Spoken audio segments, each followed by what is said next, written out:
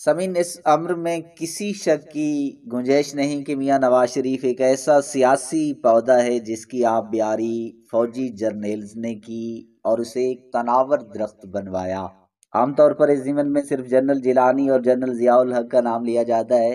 General Zia الحق کے بارے میں تو یہ بھی کہا جاتا ہے کہ میاں نواز شریف انہیں اپنا منہ بولا باپ کہا کرتے تھے، لیکن میاں نواز شریف کو ایک حقیقی تناور درخت بنانے میں جنرل حمید گل نے خاصا اہم کردار ادا کیا۔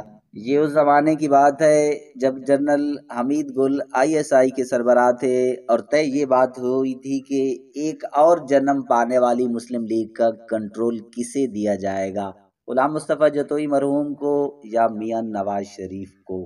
IJI کے خالق جنرل حمید گل نے اپنا وزن میاں نواز شریف کے پلڑے میں ڈال کر پاکستان کے مقدر کو ایک اور مخصوص راستے پر ڈال دیا تھا۔ صحافی لکھتے ہیں کہ جنرل حمید گل کے ساتھ میری دوستی کا آغاز 1996 میں ہوا اور 1998 میں ایک گفتگو کے دوران میں نے جنرل حمید گل سے کہا کہ آپ کو معلوم ہے جنرل صاحب کہ آپ نے ایک جرم بھی کیا ہے اور وہ بھی ایسا کہ تاریخ شاید آپ کو معاف نہ کرے۔ وہ کون سا؟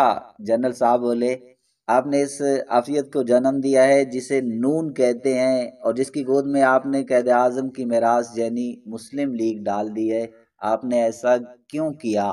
جنرل صاحب کچھ دیر تک تو خاموش رہے، پھر بولے، آپ ٹھیک کہہ رہے ہیں، یہ ایک جرم ہی تھا جو مجھ سے سرزد ہوا۔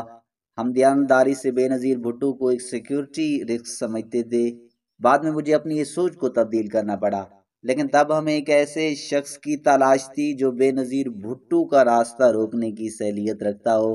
ہماری نظر انتخاب میاں نواز شریف پر پڑی کیونکہ اور کوئی ہمیں نظر ہی نہ آیا۔ میرا خیال یہ تھا کہ یہ سیدھا سادہ بھولا بھالا سا شخص ہے، اس کے اندر فتنہ سازی کی صلاحیت بالکل نہیں ہوگی۔ مجھے دکھ سے کہنا پڑتا ہے کہ میرا خیال غلط ثابت ہوا۔ ہمارے خواب و خیال میں بھی نہیں تھا کہ اس بھولے بھالے شخص کے اندر ایک قارون بھی چھپا ہوا ہے اور ایک فرعون بھی۔ ناظرین، اس تاریخی کہانی کے بارے میں ایک کومنٹ ضرور دیجیے گا۔